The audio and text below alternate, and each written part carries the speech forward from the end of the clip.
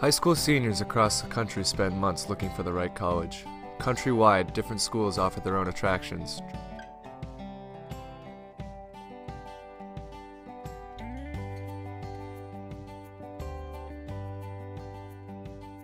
Like many schools across the country, Middlebury College is raising awareness about the resources available to sexual assault victims, as the number of reported cases varies year to year.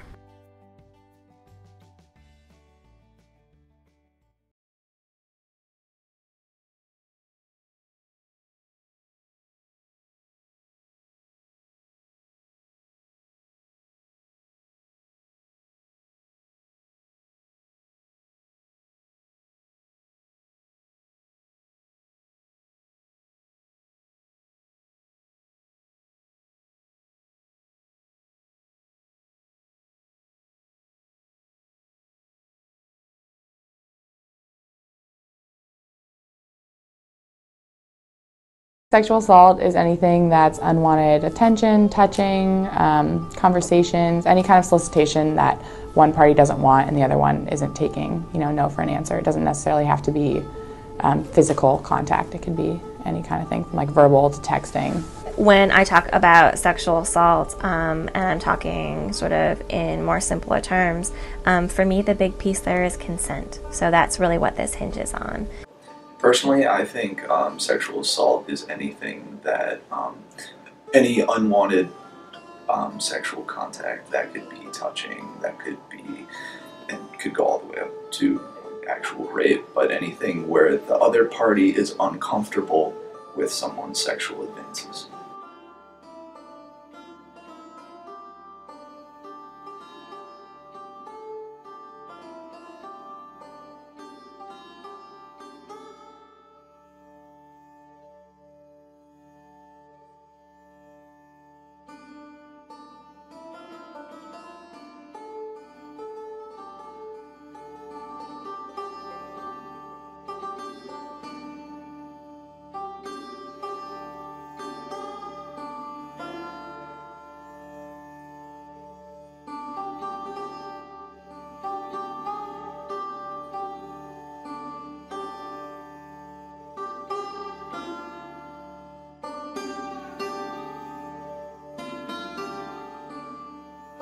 That risk increases dramatically for women whether or not they're in college once they hit the age of 18. So the age of highest risk is between 18 and 30, and there's sort of a hot spot between 18 and 25. So college campuses happen to be capturing people together in community who are all at or about the same age range, where in the general population we've got folks of all different ages living together. So I think that has something to do with it, that college campuses capture folks at a time when they're already at high risk, and we have a high number of them in our community. I see sexual assault as definitely a worldwide global problem that's tied to a lot of different aspects of culture. So obviously those aspects of culture are different in different geographic regions. In terms of how I've been exposed to it, it's been on like a pretty personal level. Just in terms of like speaking to people I know who have been victims of this, of which there are definitely many. I feel safe on Middlebury campus. I think a lot of the times when sexual assault occurs, people don't know it's about to occur. So I think, I tend to feel pretty safe, but that doesn't necessarily mean it's a safe campus. Middlebury is trying to implement resources for students to access if they are in need. There are a ton of resources on campus in terms of dealing with sexual assault and immediate responses to sexual assault, and those are definitely made pretty evident to students. So something like calling the counselors at Parton, the Green Dot programs. You've got a ton of other stuff. You have It Happens Here, events like that. So in terms of how one would potentially move forward, that system is pretty strong and pretty public. I think people know the resources are there, but they maybe don't know that they're there if you just want to talk. Like, I feel like a lot of people think that those resources are there if like something really, really bad happened, if something super traumatic happened, and they don't necessarily realize that those are good places to kind of workshop your feelings and kind of get things off your chest. A student may not know how to react properly to being sexually assaulted. through sheer ignorance, just not knowing like what the resources are, and so they're just kind of scared and don't know what to do. And even if they do know what the resources are, there are other people who may not be as well educated as them, who may judge them, look down on them for being sexually assaulted, which should not be the case, but it is. Everyone definitely knows where those resources are, but in the sense that using that resource can really easily, and from what I've heard really often, makes people's lives very difficult in terms of the amount of social stigma you face, for one thing, and in terms of the insane amount of judicial stuff that you have to deal with and leap through. In many cases, that takes a far greater toll on someone's personal life than even other aspects of the situation. Green Dot, I think, is pretty unique compared to other programs out there because it's for students, faculty, and staff. So it's our entire community coming together. So Green Dot is the on-campus bystander intervention program at Middlebury. And the way it kind of works is it seeks to empower people to make positive changes in their community and diminish violence that way. So if you imagine a campus map, and anytime any act of violence, whether it's like verbal, physical, texting, virtual, whatever, anytime there's any kind of act of violence, that's a red dot. And Green Dot works to kind of intervene in those situations, whether or not you directly step in or you divert the situation, or you kind of take a proactive approach by just saying, violence isn't tolerated in our community. That's a green dot. And so eventually these green dots will kind of overtake all the red dots, and that's when violence and things like sexual assault will start to decrease. Developing skills and confidence in recognizing warning signs of sexual and relationship violence, and then helping folks understand what their options are. One of the things I love about Green Dot is it says no matter who you are, no matter what makes it hard for you to potentially get involved, if you're shy, if you don't like confrontation, if you're not sure what to do, if you don't know anyone else in the room, or maybe you know everyone in the room, we go through strategies so that people leave the training room feeling like, okay, I've got a lot of options, and better yet, I now have people next to me who also are thinking about options, and I can consult with peers and community members about how to keep our campus safe. If all of these resources are available to students, could they actually affect the number of reported cases?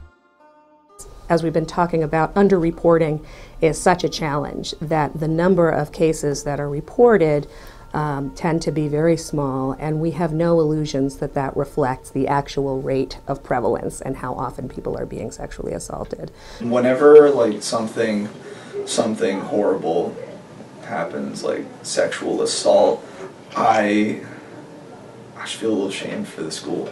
I think sexual assault numbers are rising. I think there's two reasons. I think one is that we have this continued problem that sexual assaults happen and people don't take ownership for their actions, or maybe don't understand what's an appropriate way to treat other people and other people's boundaries. So I think that's, that continued problem is the reason sexual assault numbers rise. And I also think kind of on the flip side, I think people are becoming more comfortable talking about it and more comfortable coming forward and saying this happened to me. And so I think they get reported more often, not as often as the actual thing occurs, but I think they do get reported more often, which makes the numbers go up also. So I think it's kind of twofold. And there's not a lot of modeling of how to talk about what you are doing in the moment. You don't see a lot of situations where people are actually communicating in the movies or in ads or in other forms of media where people are really checking in with each other regularly as they're engaging and listening to each other. You just sort of see mutual this, And I think that that's problematic as well and contributes to it too. With new resources and programs becoming readily available, Middlebury is looking to reduce the severity of this issue in the future. So in the short term, it's about developing schools and confidence. In the long term, it's about shifting campus norms so that we become a community that's inhospitable to violence, that doesn't tolerate violence, which will also help us reduce the number of people who get hurt. I would like to think that the national dialogue is encouraging more survivors to report. And that's certainly what we're trying to do with our policies and with our communications and with our resources. Nationally, but also certainly on our campus, there's been more open conversation about these issues, both about reaching out to survivors and providing services and response support. But there's also been a lot happening in the national media about bystander intervention and some of the research around how do we really work to prevent violence. And so a trend that I think the nation is expecting to see in the next few years is that reports may actually increase because folks feel like their communities are aware and supporting them coming forward. I think more students would come forward if they knew that it was an okay thing to talk about, and they weren't scared about, they weren't, I think we need to remove the connotation between it and this feeling of being ashamed. So I think there needs to be kind of like a cultural shift for that to happen. That being said, I think there are certainly ways in which coming forward about that could potentially be less stigmatized, less frowned upon, and less legally difficult. So in terms of on a level that I personally can affect, definitely just like in conversation, try to make it very clear that consent is like a lifestyle that I lead and that a lot of people around me lead.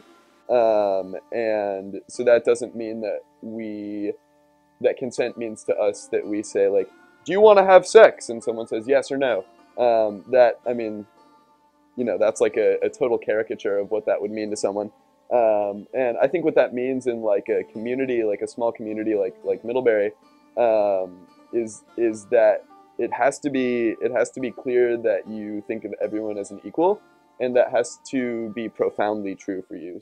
I feel like this is a really tough issue, and we're putting forth a really important and collaborative and informed effort, and folks here are interested and engaged and committed to continuing that kind of effort as we learn more about our own community through our campus climate survey and new research and best practices develop. So I'm really proud to be a part of the work that's happening here at the community, so it feels important to say that.